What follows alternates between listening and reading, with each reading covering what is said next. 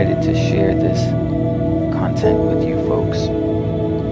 It's been through years of research, but we are going to look at the architecture of the gate and the measurements to see, does this show us time? Does this show us a day, a week, a month, years? Does it show us the calendar? Does it show us the millennium itself? This is something called sacred architecture, and we're going to take a look at it in this video. Gates at the center of time. Oh, this is exciting. So you can see we have set up our gate once again, and we're going to talk about how the gate functions in its architecture as a timepiece, how it shows us time, how it, throughout the measurements and the structure of the building, is something called sacred architecture. Sacred architecture means that the person building the structure has placed within it information to convey a message, okay, to tell a story. That's why he tells Ezekiel to go through the details, the minute details of everything that's going on in the temple complex, but in particular the gates. So we began to realize a few years ago, when looking at the gates, that the gates are clearly showing us elements of time and the calendar. And we knew this through a number of ways, that the whole temple complex is showing us the biblical calendar, which has 30 days in a month. In the previous video, we had showed you how the 30 chambers represent the 30 days in the month, and how there are 4 buildings in the 4 corners, which we call the Tefuka, which are the solar days. Okay, and then the gates, we are showing you how the gates function as a sundial, so that when the sun's alignment comes into certain positions through the year, the equinoxes and the solstice, it aligns perfectly with the temple. So we looked at that as an idea, as a concept, based on the numbers of the architecture of the gates. And that's what we're going to discuss in this video. Now, in simple terms, some of this is a little bit advanced in terms of the numbers and whatnot. It's not advanced, it's very simple math, but basically the function of the gates is to have a door. And it states clearly, as we mentioned in the last video, that the gate in the inner court of the east gate, the inner court of the east gate, remember the east gate of the outer court is closed. It is closed. But what it tells us is the gate on the inner court of the east gate, it says that its function in opening and closing happens on 2 different cycles. Those are cycles of time, okay? And one of them is every week, okay? Now, the purpose of these cycles is because there are shifts, okay? There are cycles of time of service that's taking place in the inner court. Those happen on weekly cycles. It's called a priest course. Those of you who follow the Enoch calendar, you know what I'm talking about. So what that means is the gate is open and closed, okay, on the Sabbath. All right, that's what we're going to look at. Very important, very, very significant. And so what is happening is when it's open and closed, it's like workers on a shift. They go in and they serve for a certain time period of their shift. They leave, another shift comes. So that's what the weekly cycle does. And we're going to suggest the monthly cycle is the same. So for example, the gate is closed, it says clearly, 6 working days in Ezekiel chapter 46. So you can see we have our gate closed, and we're going to do our best to close our gate during the 6 working days and only open it as a reminder to us on the significant days. So we're trying to do this video before the other time the east gate is opened. When is that? That is the monthly. So let's open our gate. It's not quite there, but you can see this does actually work and function. Okay, so now the doors are open, okay, to the gate on the Kodesh, which is the month, the first day of the first month. Now, that is significant because that's going to, in the calendar, mark the spring equinox. Quite often, that spring equinox is going to come very, very close to that day when the East Gate is open on the Kodesh. Okay, there's a cycle. We'll show you how the leap cycle is coded into the gates. So, by the time you see this, okay, the next day afterwards, if you watch it when the video is released, the next day is the first day of the 8th month. So the East Gate is opened. Okay, and again, meaning that a monthly shift of priesthood begins.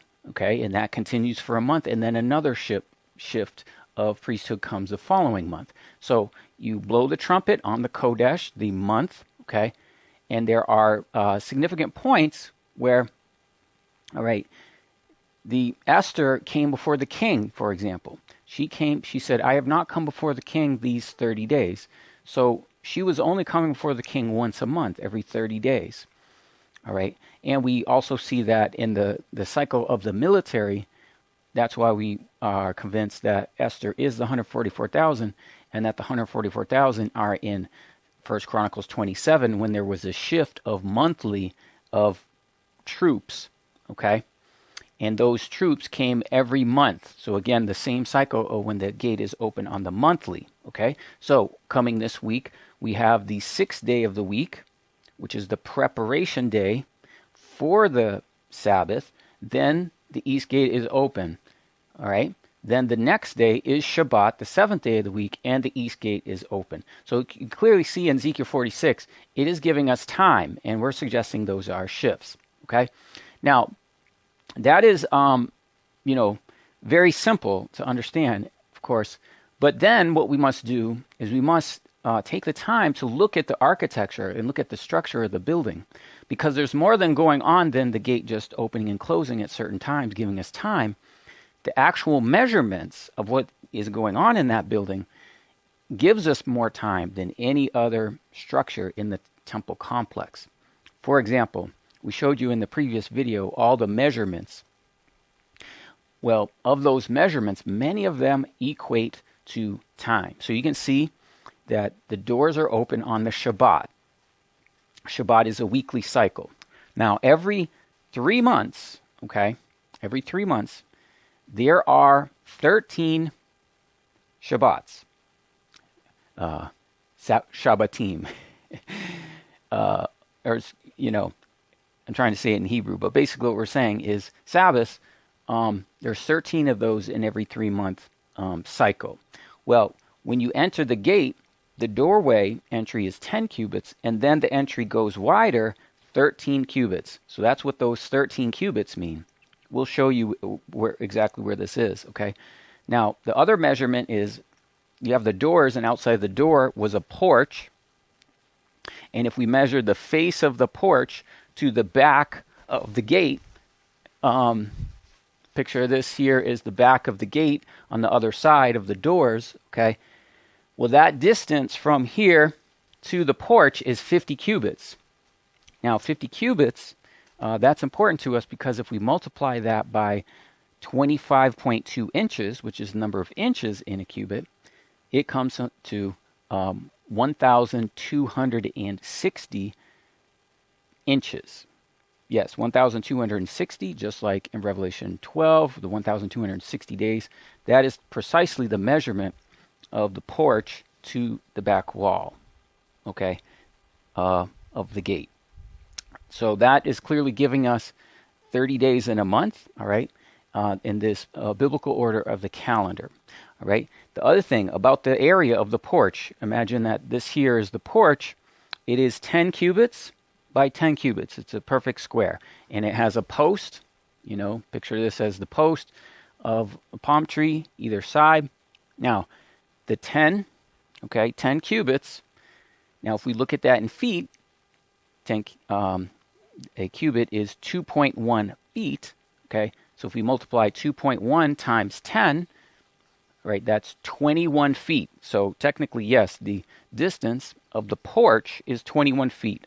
I'm not saying it's this small, but we're just illustrating. 21 feet. Now it's a perfect square, so it's going to be 21 feet by 21 feet by 21 feet by 21 feet, which is a total of 84 feet. All right, what's the significance of 84? 84 divided by 12 is 7. Okay, so what is 7?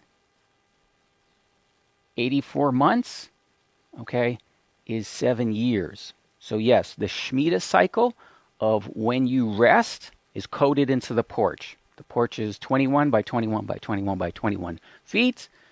Multiplied by 4 for each wall is 84 feet. Divided by 12 is 7. Not only that, the steps. Okay, here, I'm going to show you these over here. So over here we got steps, and you can see there's 7 steps. All right, the 7 steps would lead into the porch. All right.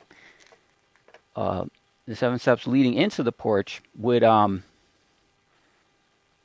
those are representing the 7 steps going in are also representing the Sabbath, the 7-day, 7 days, and then you rest. So you get 7 steps leading into the doors, and the doors are open, every 7 days. Okay, clearly what's happening is the numbers that are in the structure of the gate are giving us time. All right, it's giving us the Jubilee cycle. Remember how we showed you before?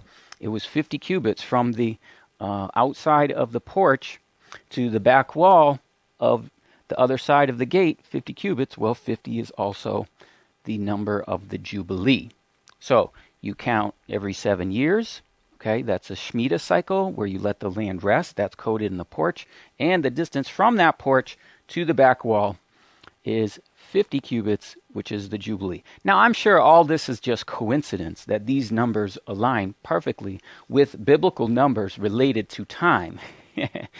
Obviously, once we began looking at this, it became very apparent that what is happening within the architecture of the gate is clearly the biblical calendar. Now, as amazing as all that is, it actually gets better. So let's do a quick review of what we just discussed. So here is our gate. We're looking bird's eye view. We're looking straight down. Our porch is here. And as we mentioned, it is 10 by 10 cubits, thus representing the Shemitah 7-year cycle, because it represents 84 feet, which are the number of months in a 7-year cycle.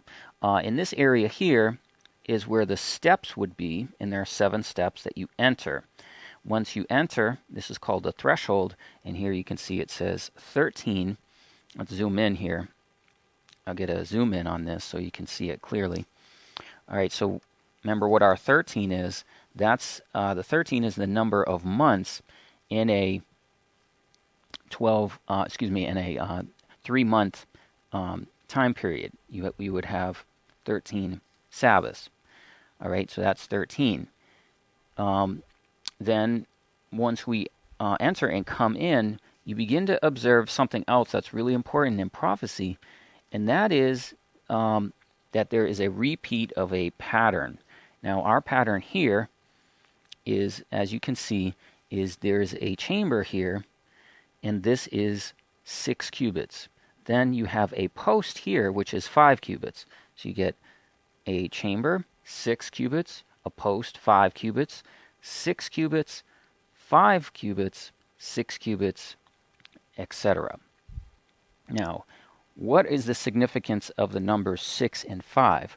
Well, it just so happens the same number of steps, remember it took 7 steps to enter, which is, of course, a week of 7 days. Well, in the biblical calendar, what you have to do is add a week every 5 and 6 years, or every 6 and 5 years. It's an alternate cycle. So what this is actually showing us is that within, encoded in the architecture of the building, is this 6, okay, 6 years, 5 years, okay? And at each point, you add a week. You add a week. You add 7 days between these intervals. Now, that might be a stretch to some, which is okay, because again, just within this gate complex, this should be reinforced in other ways, which of course it is through the windows. Now, if we are inside and we are facing one of the walls and we're observing the posts, you can see that there are 6 windows. Okay, windows on 2 floors, if you were. There's not. It's all open, but it's the height of a 2-story building. All right, so you get 6 windows. All right, on the side. Then on the front of the gate, you have 5, because the porch is occupying the space that on the side would be for a window, but here you have 5 windows. All right, so we get again the same cycle of 6 and 5 being repeated. It's in the windows, so if you look from the front, it's 5. If you look on the side, it's 6. If you look on the opposite side, it's 5. If you look on this side, it's 6. Just like we saw here, where it was 6 cubits in the chamber, 5 cubits in the post, 6 cubits in the chamber, 5 cubits in the post. And again, what is the 6 and 5? Every 6 years, every 5 years, you add a week in the calendar.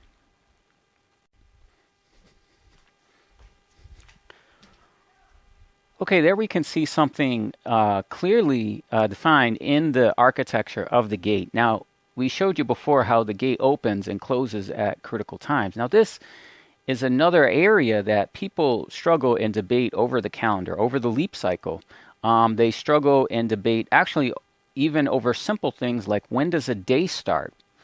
Well, just like the gate shows us the leap cycle, just like the gate shows us the Jubilee, just as the gate shows us every single aspect of Shabbat and the different times to rest, even the feast, okay, with the sundial, it also shows us when a day begins, okay? Of course, the day is another thing. When does the day begin? And people will basically have 2 views. It begins at sundown or it begins at sunrise.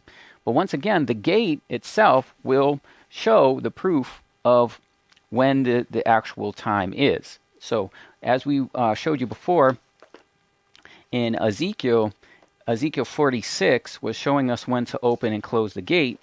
Okay, the gate of the inner court shall be locked towards the east and shall be shut 6 working days, but it shall be open on the day of the Kodesh, first of the month. It shall be opened. All right. The prince shall enter by the way of the porch of the gate without, and shall stand by the post of the gate. And the priest shall prepare burnt offerings, his peace offerings, and he shall worship at the threshold of the gate. Then he shall go forth. Then it says, the gate shall not be shut until evening. Okay, why is the gate shut not until evening? Well, that is the completion, okay, of one day. Okay, then it's open, okay, at sundown. All right, that's the next day. So the transition of one day and into the next is sundown. Okay, that's clearly what it says, at evening.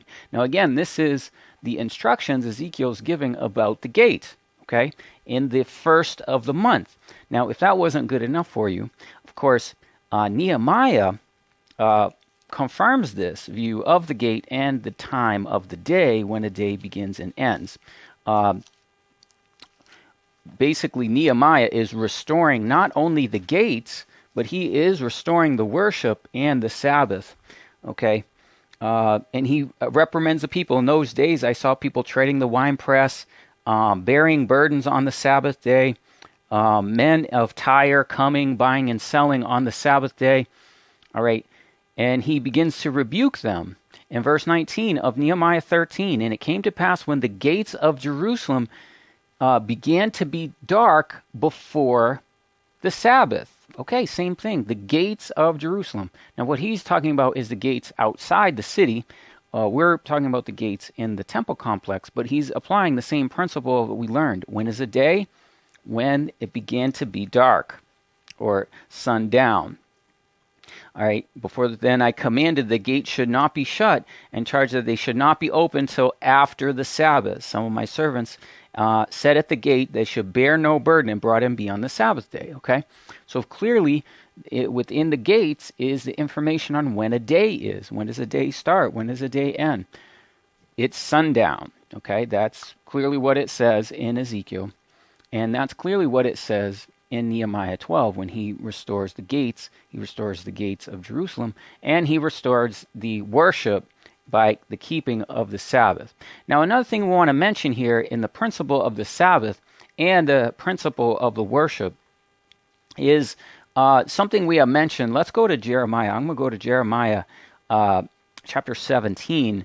And Jeremiah talks about the relationship between, the worship and keeping the gates, and what we had talked about in the previous video of those sitting on thrones.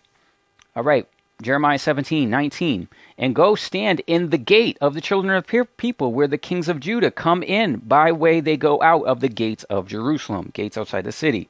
And say to them, hear the word of the Lord, kings of Judah and all the inhabitants of Jerusalem that enter in by these gates. Thus says the Lord God, take heed to yourselves that you bear no burden on the Sabbath day, nor bring in the gates of Jerusalem. Neither carry forth a burden out of your houses on the Sabbath day. Neither do any work, but hallow or make holy the Sabbath day, as I commanded your fathers. But they obeyed not, neither inclined their ear, but made their neck stiff, that they might not hear and receive instruction. And it came to pass that if you diligently hearken, says the Lord, I will bring no burden through the gates of the city on the Sabbath day, but hallow the Sabbath day to do no work therein. Then shall there enter into the gates of the city kings, princes, sitting upon the throne of David. All right, where are they sitting upon the throne of David? In the gates of the city. All right, men of Judah and the inhabitants of Jerusalem, and this city shall remain forever. And it shall come to pass from the cities of Judah and the place of Jerusalem, from the land of Benjamin, from the plain and the mountains in the south, bringing forth burnt offerings, sacrifices, meat offerings, incense, bringing sacrifice to the praise unto the house of the Lord. But if you will not hearken to me and hallow my Sabbath, nor bear a burden, even the entering in the gates of Jerusalem on the Sabbath day, then I will kindle a fire in the gates thereof, and it shall devour the palaces of Jerusalem, and it shall not be quenched. Okay, so there you can see the connection of the gates with the Sabbath and the thrones. So we had showed you the thrones of the apostles being in the gates. Now there's something else very interesting when we look at the gate and its dimensions as it relates to time. The width, when we're facing the gate from one end to another, this is 37 cubits. Okay, if you remember inside, it talked about there being a length of 25 cubits inside, and then there's the thickness of the wall of 6 cubits, adding 12 to the 25, giving us 37 cubits. Okay, what does this mean? Well, it brings up something fascinating, which we have taught in previous videos, and that is basically the principle of the eras of time related to the number 37. So, allow us to demonstrate here. In this diagram, what you see is, as we've shown you many times, there is a pattern of 4. And now what I want you to think of is that pattern of 4, looking at time and counting it in millennia, so that the first era of time is represented by the first millennium, okay, here. And then the second millennium here, third millennium, fourth millennium. So you can see 1, 2, 3, 4, and then it continues and goes around again. Now, when we do that, you can see when we count, we have a number 3, 6, 9, 12, and then it goes around a second time. So then the numbers are 15, 18, 18 is here, and then 21 and 24. Now, if we look at those and we put them into a calculator, we find something very interesting. And that is this multiplying effect of multiplying these numbers. Now, let's just for time's sake do them real quick. 37, and then we had 3 equals 111. So 111 means the first millennium. Then 6 times 37, 222. So you see the pattern. Now, the reason we're bringing this up is that the gates, they're 37 cubits wide, and there is 2.1 cubits in a 2.1 feet in a cubit. So what that means is if we take the 37 and we multiply it by 2.1, we get 777. Now what 777 means is the millennium, 777. So as we go around and we count each 1,000 years, it's going to be 111, 222, 333, 444, 555, 666, 777. 777 is the millennium. So basically, this chart of time is charting time for 8,000 years. After that, 24 times 37, you can see it here, times 24 is 888. 888 is New Jerusalem. So yes, the width of the gate, when we're looking at the gate, is this special number 37, and how it factors into eras of time. So being that it's 37, the number of feet per cubit is 2.1. That gives us the 777 of the millennium. All right. So from studying the architecture of the gate, you can see there's many remarkable things. I wanted to put in that other aspect about the millennial gate and the number 777, of course. But in simple terms, what have we learned? Without much confusion, making it very, very simple to understand, simple terms in time. When is a day? When does a day begin? When does it end? The gate tells us. When is the Sabbath? It's 7 days, keeping the Sabbath.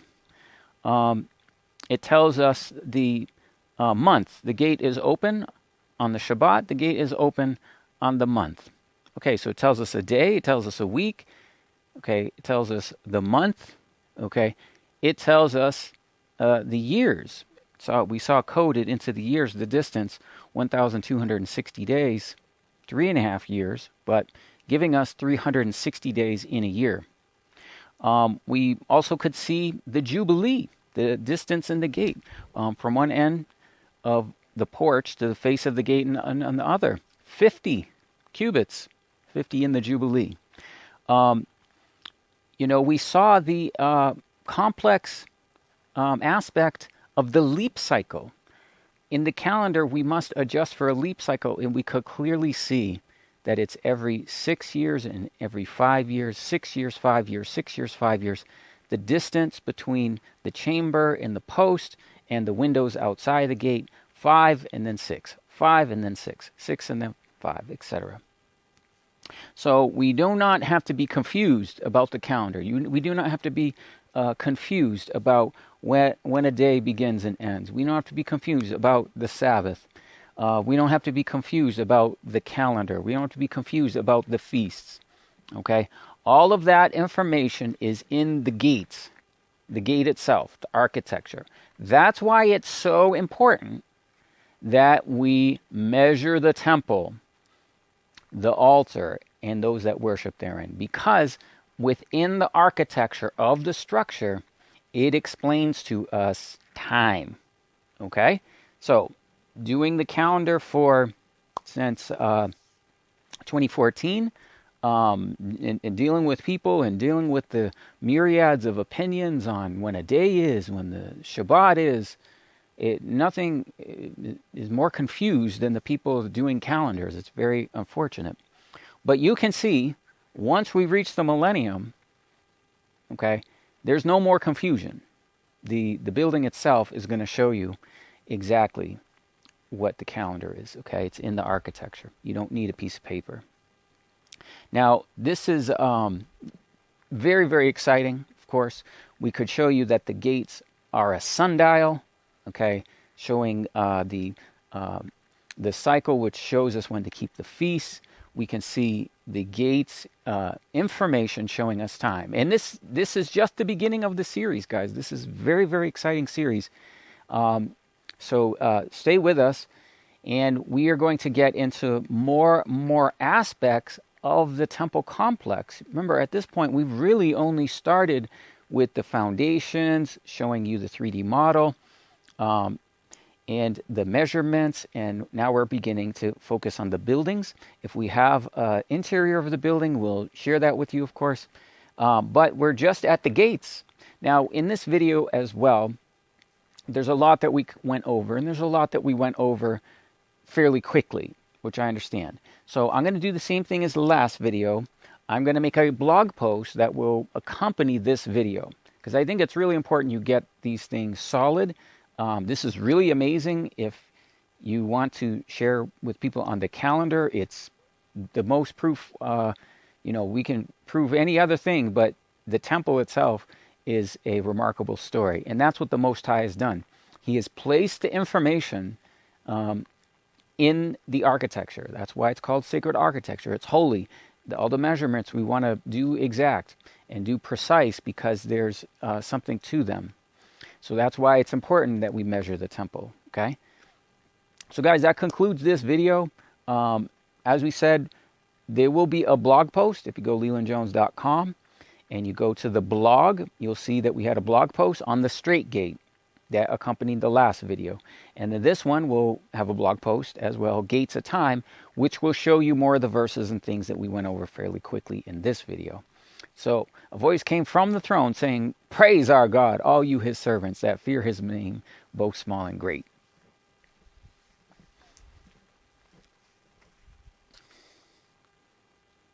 Enter his gates with thanksgiving